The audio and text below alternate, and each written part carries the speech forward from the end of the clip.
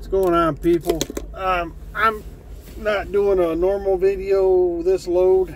We grabbed a load yesterday out of Tennessee, Jackson, Tennessee, as a matter of fact. Brought it up here to Ohio. 1,700 on 534 miles. It was well over $3 a mile gross. Pay-wise, miles-wise, not a bad load. There were some issues on the load. I knew booking the load that the window was a little tight, because if you just base it all off Eastern time, which is what the receiver's time zone was, the appointment to pick up was 14:30. Of course, I got there early, which I normally do to this facility, which is Kellogg's in Jackson, Tennessee. Never been an issue prior to yesterday, but suddenly showing up any more than a half hour early is a problem, I guess. Get down. Go on. So I had to sit and wait an hour and a half for my earliest. They'll let you come in as a half hour before your appointment. But I was able to get in and get to the door, and that's where the problem come in. They've tightened up your window for coming in the place, but they didn't tighten up their window for loading your trailer.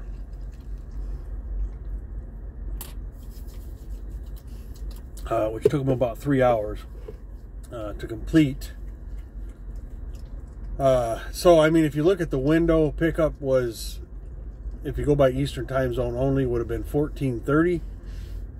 It was a pickup appointment, and then delivery was the following day at 11 a.m. So if you look at that in a 24-hour time frame, when you pick it, I mean, I know picking it up that everything would have to go good to make the window, but it is what it is. It gets there when it gets there, because it's in my trailer. What are you going to do, kind of a thing. But I always try to deliver on time, every time. But if you look at the 24-hour window, 2:30 p.m. to 2:30 p.m. is 24. Well, delivery's at 11, so you got to back up 3.5 hours. So you got to take that off your 24-hour window. That phone's getting ready to die. Hold on one second. What do we got here besides a knot? There we go. Oh, hold on a second. Jeez, Pete. We got way too much stuff right here for some reason. I don't understand. I don't understand it. There we go. So yeah, if you take that off of your 24-hour, you know, you're at what, 20 and a half hours?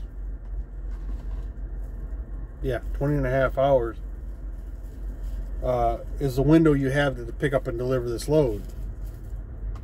So losing 3 hours at the shipper, that now takes, you know, now that drops you down to, you're below what you need, because it's 8 hours and 45 minutes from shipper to receiver. You got to throw a 10-hour break in there. So you're looking at, you know, you got about, you know, 18 hours and 45 minutes of clock to get it there. So when they delayed 3 hours, that pushed it, you know, below that, because now you're right around 17 hours is all you got available to get it to appointment. And then on top of that, I-40 East, they got construction around the 144 mile marker. That was an 11-mile backup, which is a continuous backup because it's continuing construction, because people do not know, as usual, that if everybody gets into the right lane when they should, when the left lane's closed, that it doesn't bottleneck at the merge. But we just, for some reason, can't learn that lesson, so we continue to shoot ourselves in the foot and back everybody up, truck driver and four-wheeler alike. There's just as many trucks that now do the same thing as four-wheelers by trying to get around everybody. You know, it just creates the mess. So if you're one of those drivers that do that, please stop. You're not helping yourself. You're just contributing to the bottleneck. So that was 2.5 hours. So now we're well below. Before I left the shipper, I already let them know, hey, because of the delay at the shipper, in an email, because they won't answer a phone. But there's, getting this delivered on time is razor thin and may not happen. So then when we hit the 2.5 hour backup on 40, that just blew it all out of the water. So the wife sent another email to them.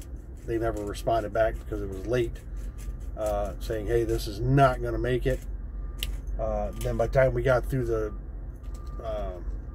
backup and got shut down, and I was able to do the math, I sent an updated ETA of today at 15:30, which we did get there at 14:30. So I like to plan in a cushion whenever I do any planning. Now, according to the broker, which is Capstone Logistics, by the way, I just considering their availability, just like Massive 3PL, I've got them on my do not use unless absolutely necessary list. But they did not contact the receiver to let them know that there was an issue or any issues and that the delivery was delayed. All I got was my estimated time was fine, and when I got in there, of course the receiver guy, I'm guessing the manager of that department, was not happy because 1500 was their go home time. They did unload it in about 20 minutes, so why it took 3 hours to load and 20 minutes to unload, whatever. But anyway,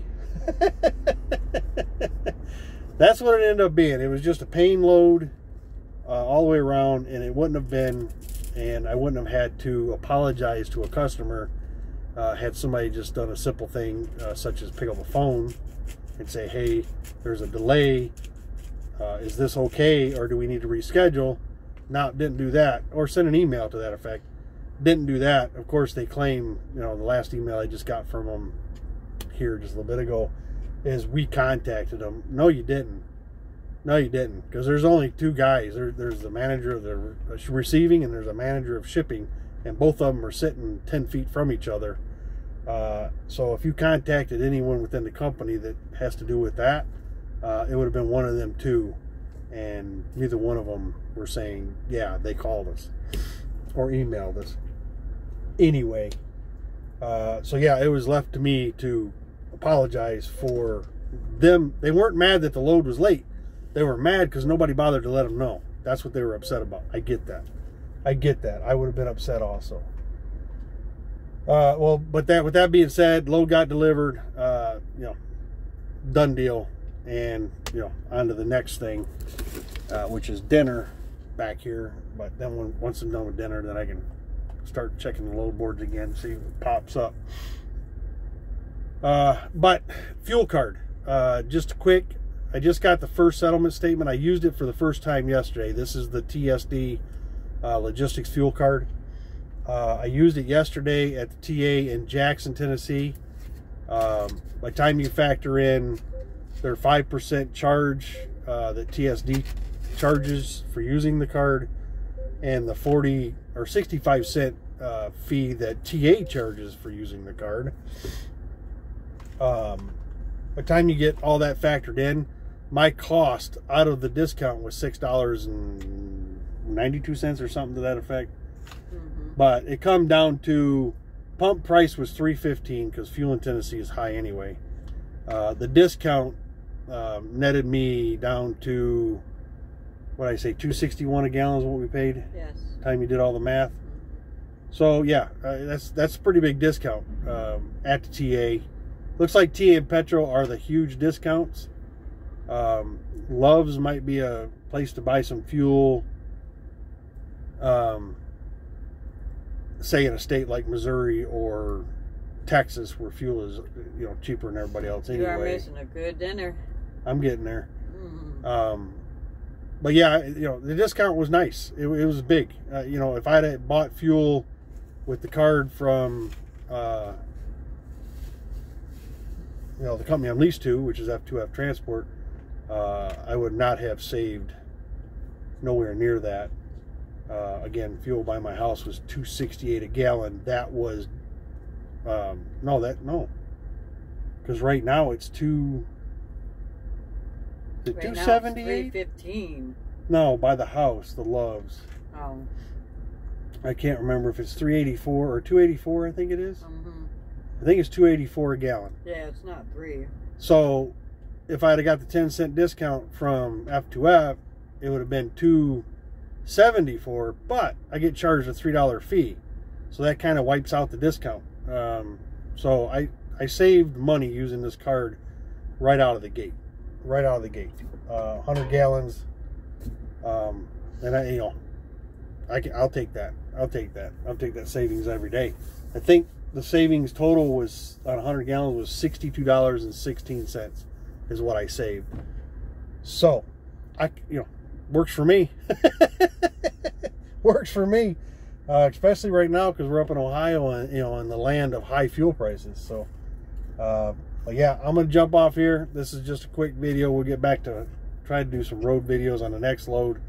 I do have the GoPro back on the truck. Try to do some point of view shots, and we'll see how that goes. I'm not sure if you see them, other drivers do them. If you like those kind of views or videos, let me know. I haven't checked here today, but last time I checked yesterday, we were one viewer short of being at 400.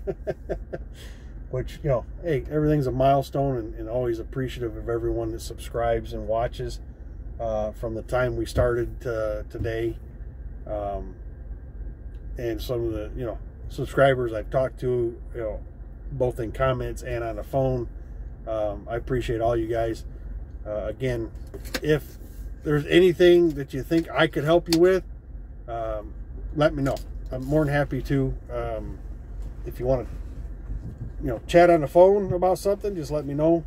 We'll get that set up and get connected and have a good conversation. I've talked to Mr. Ellis on the phone. He's looking at getting into his own truck. That's his goal. Had a great long conversation with him. Mr. George, he just came over to F2F with his T2000 Kenworth 05, I believe he said. Yeah, it's 05. Beautiful truck. It's only got 300-something thousand miles on it. Beautiful truck. So yeah, I mean, every conversation I've had has been great. And KB, I talk to you all the time, so we're not talking to you right now. But anyway, I'm gonna eat dinner. So I appreciate you guys taking time. Be safe. We'll talk to you.